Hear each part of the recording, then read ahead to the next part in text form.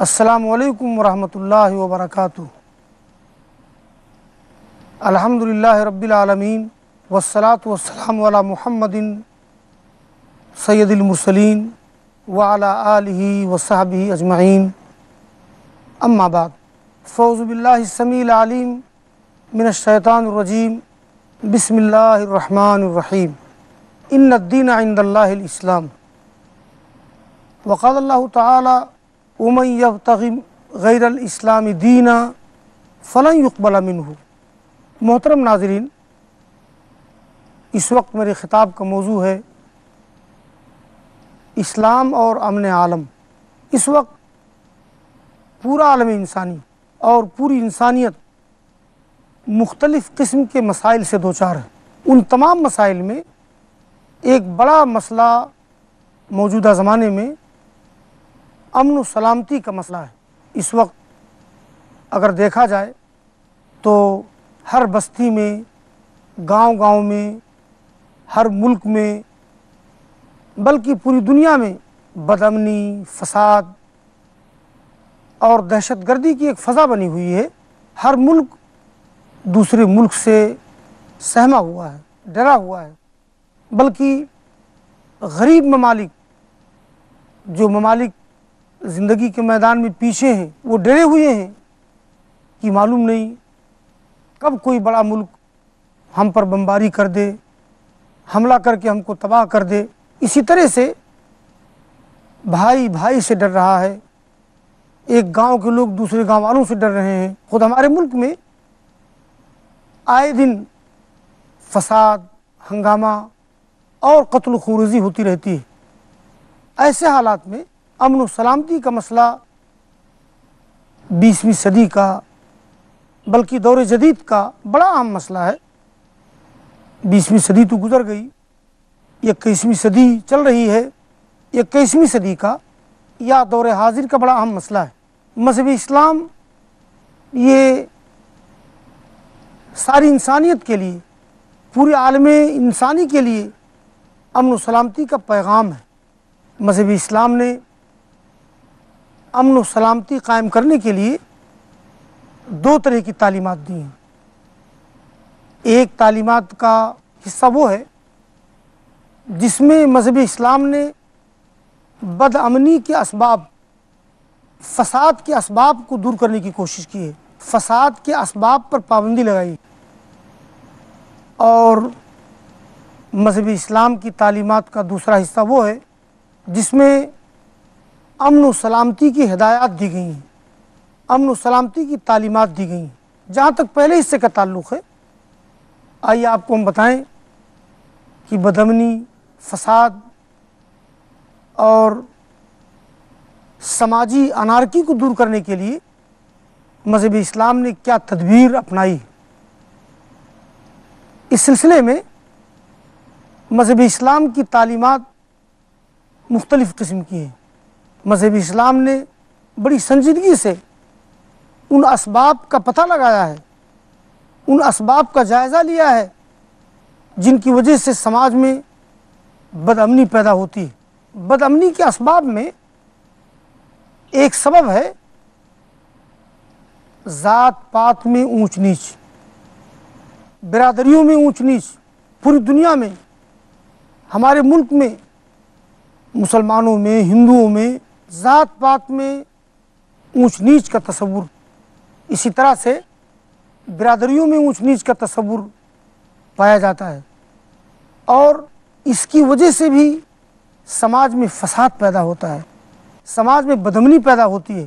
قرآن کریم میں اس کی تردید کی گئی ہے، اور اللہ تعالیٰ نے یہ حکم دیا ہے تمام لوگوں کو، یہ ذہن دیا ہے تمام لوگوں کو کہ ذات اور برادری میں جو فرق ہے، یہ فرق بزرگی کا، تقویٰ کا، بلندی کے سبب نہیں ہے۔ اللہ تعالیٰ نے فرمایا سورہ حجرات میں، یا ایھا الناس انا خلقناکم من ذکر و انثی وجعلناکم شعوبا وقبائل لتعارفوا ان اکرمکم عند اللہ اتقاکم۔ ترجمہ یہ ہے، اے لوگو، ہم نے تم کو ایک مرد ایک عورت سے پیدا کیا ہے، یعنی دنیا کے سارے انسان ایک مرد ایک عورت یعنی آدم و حوا سے پیدا کیے گئے، اور پھر انہی سے اللہ تعالیٰ نے تمام لوگوں کو پیدا کیا ہے۔ تو اے لوگوں، ہم نے تم سب کو ایک مرد ایک عورت سے پیدا کیا ہے، اور تم لوگوں کو مختلف قبیلوں میں، مختلف برادریوں میں تقسیم کر دیا ہے، بانٹ دیا ہے، جس کا مقصد یہ ہے کہ تمہارا تعارف ہو، تمہارا پریچے ہو، تم پہچانے جاؤ۔ تو یہ ذات پات، یہ برادریاں، یہ قبیلے محض تعارف کے لیے ہیں۔ ان اکرمکم عند اللہ اتقاکم، تم لوگوں میں جو زیادہ متقی ہوگا وہی اللہ تعالیٰ کے نزدیک معزز ہوگا اور اس کا مقام اونچا ہوگا۔ یہ مذہب اسلام کی تعلیم ہے ذات پات اور برادریوں میں اونچ نیچ کے تعلق سے۔ اس کو مذہب اسلام نے ختم کر دیا۔ آئے دن دنیا میں، ہمارے ملک میں ذات پات کی بنیاد پر جھگڑے ہوتے رہتے ہیں، اور اسی طرح سے مذہب اسلام نے زبان اور رنگ یہ دو چیزیں بھی بدامنی کا سبب ہیں۔ وہ بنگالی بولتا ہے، وہ اردو بولتا ہے، وہ ہندی بولتا ہے، حالانکہ ساری زبانیں اللہ نے پیدا کی ہیں۔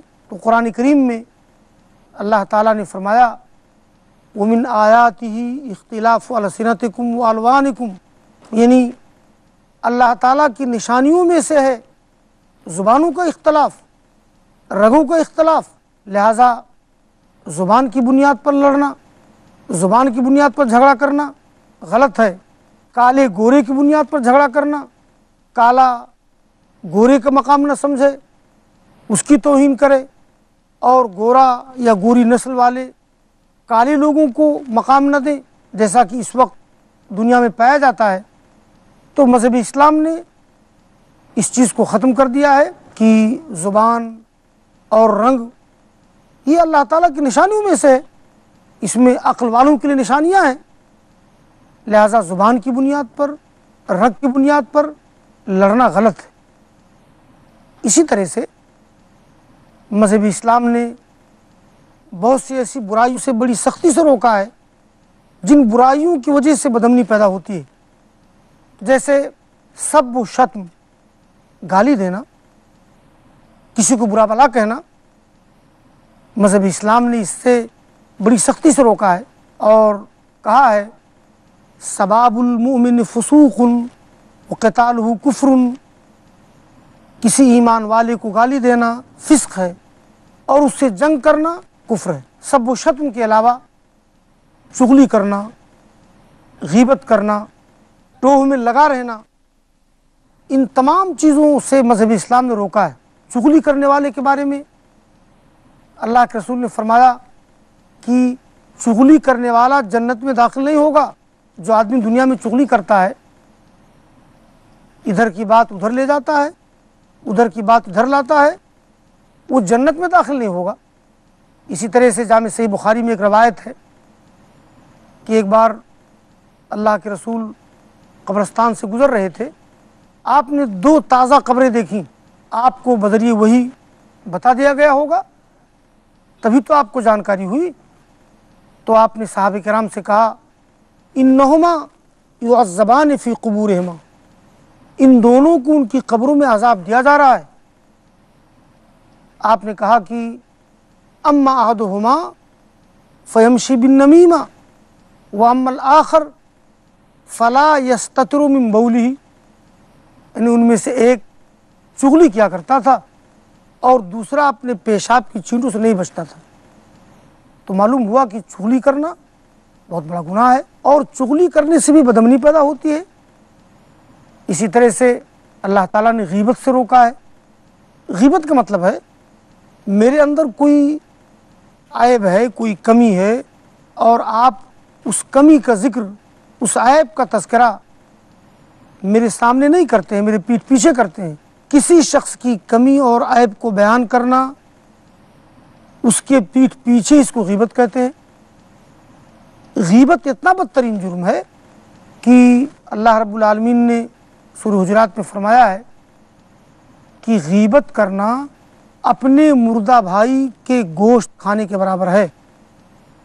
اللہ تعالیٰ کا ارشاد ہے ایحب احدکم ان یأکل لحم اخیہ میتا فکرہتموہ۔ غیبت کے تذکرے کے بعد یہ اللہ تعالیٰ کا ارشاد ہے کہ کیا تم میں سے کسی کو پسند ہے کہ اپنے مردہ بھائی کے گوشت کھائے؟ یقیناً تم ناپسند کرو گے۔ تو غیبت کرنا مردہ بھائی کے گوشت کھانے کے برابر۔ تو مذہب اسلام نے بدامنی اور فساد کے تمام اسباب کو دور کرنے کی کوشش کی ہے، تمام اسباب پر پابندی لگانے کی کوشش کی ہے، اسی لیے اس طرح کی تعلیمات دی گئی ہیں۔ تو یہ ہے امن و سلامتی قائم کرنے کے سلسلے میں مذہب اسلام کی تعلیمات کا پہلا حصہ۔ دوسرا حصہ وہ ہے جس کا تعلق امن و سلامتی کی ہدایات سے ہے، یعنی کچھ تعلیمات میں مذہب اسلام نے امن و سلامتی کی ہدایات دی ہیں، امن و سلامتی کا ماحول پیدا کرنے کی کوشش کی ہے، اور ایسی باتوں کو حکم دیا ہے کہ ان باتوں کو اپنا کر سماج میں امن پیدا ہوگا، سماج میں شانتی پیدا ہوگی، سماج کے اندر خوشگوار فضا بنے گی۔ تو اس سلسلے میں مذہب اسلام کی ایک بڑی اہم تعلیم یہ ہے کہ اللہ کے رسول نے حکم دیا ہے کہ تمام انسانوں پر رحم کرو، یعنی تمام انسانوں کے لیے امن و سلامتی کی تعلیم۔ اللہ کے رسول نے فرمایا ہے کہ ارحموا من فی الارض یرحمکم من فی السماء، یعنی اے لوگو تم زمین پر رہنے والوں پر رحم کرو، تم پر وہ اللہ رحم کرے گا جو آسمان میں۔ اس حدیث کا مطلب یہ ہے کہ کرو مہربانی تم اہل زمین پر، خدا مہربان ہوگا عرش بری پر۔ یہ پیارے رسول کی اس پیاری حدیث کا ترجمہ ہے کہ اے لوگو تم زمین پر رہنے والوں لوگوں پر رحم کرو، مہربانی کرو، اس کا فائدہ کیا ہوگا؟ اللہ تعالیٰ تم پر رحم کرے گا جو آسمان میں ہے۔ تو تمام انسانوں کے لیے، چاہے کوئی مسلمان ہو، چاہے کوئی غیر مسلم ہو، چاہے کوئی یہودی ہو، چاہے کوئی عیسائی ہو، سارے انسانوں پر مہربانی اور رحم کرنے کی تعلیم دی گئی ہے۔ تو یہ اس طرح کی تعلیمات کا یہ پہلا حصہ ہے۔ اور بعض احادیث میں اللہ کے رسول نے پڑوسیوں کے ساتھ اچھا سلوک کرنے کا حکم دیا ہے کہ پڑوسیوں کے ساتھ اچھا سلوک کرو، کوئی بھی پڑوسی ہو۔ ایک بار صحابہ کرام موجود تھے، اللہ کے رسول نے بہت زور و تاکید سے کہا کہ واللہ لا یؤمن، واللہ لا یؤمن، واللہ لا یؤمن، آپ نے 3 بار فرمایا، یعنی بخدا وہ شخص مومن نہیں ہو سکتا، بخدا وہ شخص مومن نہیں ہو سکتا، بخدا وہ شخص مومن نہیں ہو سکتا۔ صحابہ کرام لرز گئے اور کہا کہ من یا رسول اللہ، اللہ کے رسول وہ کون؟ یعنی وہ شخص جس کی تکلیفوں سے اس کا پڑوسی محفوظ نہ ہو۔ معلوم ہوا کہ اگر کوئی شخص اس کی تکلیفوں سے اس کا پڑوسی محفوظ نہیں ہے تو ایسی صورت میں وہ کامل مومن نہیں ہے۔ یہ اور اس طرح کی بہت سی احادیث ہیں جن میں اللہ کے رسول نے تمام لوگوں کو حکم دیا ہے کہ پڑوسیوں کے ساتھ اچھا سلوک کرو، یہاں تک کہ یہ حکم دیا گیا ہے کہ اگر تمہارے گھر کوئی اچھا کھانا بنا ہوا ہے، کوئی اچھی چیز بنی ہوئی ہے، اور تمہارے پڑوسی کے گھر وہ چیز نہیں ہے، ایسا ہوتا ہے کبھی کبھی، آدمی مالدار ہے، صاحب ثروت ہے، اور اس کا پڑوسی غریب ہے، تو اللہ کے رسول نے کہا کہ اگر تمہارے یہاں گوشت بنا ہوا ہے تو اپنے پڑوسی کے گھر شوربہ 1-2 بوٹی پہنچا دو۔ آپ نے کہا کہ گوشت اگر زیادہ نہیں ہے تو بکری کے ایک کھری سے ہی ایک ہڈی، تھوڑا سا شوربہ اس کے گھر پہنچا دو، تمہارے یہاں اچھا کھانا بن رہا ہے، کھانے کی مہک، اس کی بھاپ وہاں پہنچ سکتی ہے، اس لیے اس کے ساتھ ہمدردی کا تقاضا ہے کہ اس تک وہ چیز پہنچا دیا کرو، کچھ نہ کچھ پہنچا دو۔ تو پڑوسی کا حق ہے، پڑوسی کے اور بہت سے حقوق ہیں۔ ایک آدمی نمازی ہے، نماز پڑھنے جا رہا ہے، اس پر پڑوسی کا حق ہے کہ وہ اپنے پڑوسی سے کہے کہ بھائی صاحب آپ بھی نماز پڑھنے چلیں، آپ نماز کیوں نہیں پڑھتے ہیں؟ تو پڑوسیوں کے لیے بھی امن و سلامتی کی تعلیم مذہب اسلام نے دی ہے۔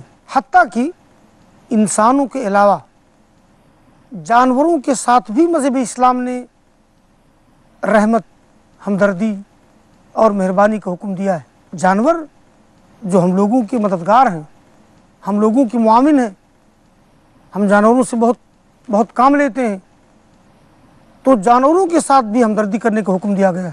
البتہ چونکہ جانور انسانوں کے لیے پیدا کیے گئے ہیں، انسانوں کے فائدے کے لیے پیدا کیے گئے ہیں، اس لیے تمام مذاہب میں، ہر مذہب کے رشیوں میں، منیوں میں، نیک لوگوں میں جانوروں کو ذبح کر کے ان کو کھانا ایک خاص انداز میں یہ درست ہے، اس لیے کہ جانور انسانوں کی سواری کے لیے پیدا کیے گئے ہیں اور ان کی غذا کے لیے بھی پیدا کیے گئے ہیں، لیکن عام حالات میں جانوروں کے ساتھ ہم کو اچھا سلوک کرنا ہے۔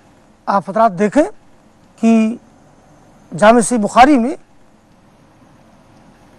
ایک روایت ہے کہ اللہ کے رسول نے فرمایا کہ اللہ رب العالمین نے ایک بوڑھی عورت کو جہنم میں داخل ہونے کا مستحق بنا دیا۔ ایک بوڑھی عورت کو اللہ تعالیٰ نے جہنم کا مستحق بنا دیا۔ کیوں؟ آپ نے کہا اس کی وجہ یہ ہے کہ اس نے ایک بلی باندھی، فلم تترکھا تأکل من خشاش الارض، اس نے بلی کو نہیں چھوڑا کہ وہ زمین کے کیڑے مکوڑے کھا کر کے اپنا پیٹ بھرے، حتیٰ ماتت، یہاں تک کہ بلی مر گئی۔ فادخلھا النار، تو اللہ تعالیٰ نے اس عورت کو جہنم کا مستحق بنا دیا۔ دیکھیے ایک بلی، اس کے ساتھ غلط سلوک کرنے کی وجہ سے اللہ تعالیٰ نے ایک عورت کو مستحق جہنم بنا دیا۔ اس کے برعکس ایک واقعہ ہے اسی جامع صحیح بخاری میں کہ اللہ کے رسول نے فرمایا کہ ایک شخص جا رہا تھا، اس نے ایک کتے کو دیکھا یأکل الثری من العطش، جو پیاس کی وجہ سے بھیگی مٹی چاٹ رہا ہے۔ اس کے دل میں رحم کا جذبہ پیدا ہوا اور وہ کنویں میں اترا۔ پہلے کنویں بنتے تھے، اس میں زینہ بنا ہوتا تھا جس سے آدمی کنویں کے اندر جا سکتا تھا۔ وہ آدمی کنویں میں اترا اور اپنے موزے میں پانی بھرا، چمڑے کا موزہ رہا ہوگا، اپنے موزے میں پانی بھرا، اور اس کے بعد اس نے اس کتے کو پلا دیا۔ جب اس نے کتے کو پلا دیا، فارواہ، اس کتے کو آسودہ کر دیا، فشکرہ اللہ وغفر ذنوبہ، اللہ نے اس کی اس کام کی قدردانی کی اور اس کی خطائیں معاف کر دی۔ دیکھیے ایک بلی کو باندھنے اور اس کو مار ڈالنے کی وجہ سے ایک عورت مستحق جہنم ہو گئی، اور ایک کتے کے ساتھ اچھا سلوک کرنے کی وجہ سے ایک برے آدمی کی خطائیں اللہ نے معاف کر دی اور اس کو جنت کا مستحق بنا دیا۔ تو مذہب اسلام نے امن و سلامتی جانوروں کے لیے بھی پیدا کی ہے اور جانوروں کے لیے بھی امن و سلامتی کا ماحول بنانے کی کوشش کی ہے۔ مذہب اسلام کی بعض ہدایات میں ایسا بظاہر محسوس ہوتا ہے کہ ان ہدایات میں کسی کو قتل کرنے کا حکم دے دیا گیا ہے، لیکن مذہب اسلام نے اس کو بھی تمام انسانوں کے لیے زندگی کا سبب قرار دیا ہے، جیسے حدود و قصاص۔ مذہب اسلام کی تعلیم ہے کہ اگر کوئی شخص جان بوجھ کر کے قتل کے ارادے سے کسی کو قتل کر دے تو اللہ تعالیٰ کا حکم ہے کہ اس قاتل کو قصاص میں قتل کیا جائے گا، اور اس کے بارے میں اللہ تعالیٰ کا فرمان ہے وَلَكُمْ فِي الْقِصَاصِ حَيَاتٌ يَا أُولِي الْأَلْبَابِ، اے عقل مندو تم لوگوں کے لیے قصاص میں زندگی ہے۔ دیکھیے قصاص میں زندگی اس لیے ہے کہ ایک شخص جو قاتل ہے، آج اس نے ایک آدمی کو قتل کیا ہے، اگر اس کو دنیا سے ختم نہ کر دیا جائے تو کل بہت سوں کو قتل کر سکتا ہے۔ اسی لیے فرمایا گیا وَلَكُمْ فِي الْقِصَاصِ حَيَاةٌ يَا أُولِي الْأَلْبَابِ۔ تو حدود اور قصاص یہ بھی امن و سلامتی کا سبب ہیں، زندگی کا سبب ہیں۔ اسی طرح سے مذہب اسلام نے بعض حالات میں جو تلوار اٹھانے کی اجازت دی ہے اور جہاد کا حکم دیا ہے، مذہب اسلام نے تلوار اٹھانے کا جو سلیقہ بتایا، جہاد کرنے کا جو طریقہ بتایا، مذہب اسلام کا طریقِ جنگ بھی امن و سلامتی کا سبب ہے۔ مذہب اسلام نے یہ نہیں کہا ہے کہ تلوار ہاتھ میں لے کر کے جس کو چاہو قتل کر دو۔ مجاہدین جب جاتے تھے غزوات میں تو آپ ان سے کہتے تھے کہ کسی بچے کو نہ قتل کرنا، کسی عورت کو نہ قتل کرنا، کسی ایسے آدمی کو نہ قتل کرنا جو عبادت خانے میں بیٹھا ہوا ہو، درخت کو نہ کاٹنا۔ تو بہرحال مذہب اسلام نے اپنی کچھ تعلیمات میں امن و سلامتی کی ہدایات دی ہیں، امن و سلامتی کی فضا پیدا کرنے کی کوشش کی ہے۔ تو اس تفصیل سے معلوم ہوا کہ مذہب اسلام نے ایک طرف بدامنی اور فساد کے اسباب کو روکا ہے اور دوسری طرف امن و سلامتی کی ہدایات دی ہیں۔ اسی لیے علامہ اقبال نے کہا ہے مزدوکی ہو کہ فرنگی ہو مس خام میں ہے، امن عالم تو فقط دامن اسلام میں ہے۔ اللہ تعالیٰ دنیا کے تمام لوگوں کو توفیق عطا فرمائے کہ وہ اسلام کو سمجھیں، اسلام کو امن و سلامتی کا پیغام سمجھیں اور اسلامی تعلیمات کی روشنی میں اللہ تعالیٰ ہم سب کو زندگی گزارنے کی توفیق عطا فرمائے۔ آمین۔ تقبل رب العالمین۔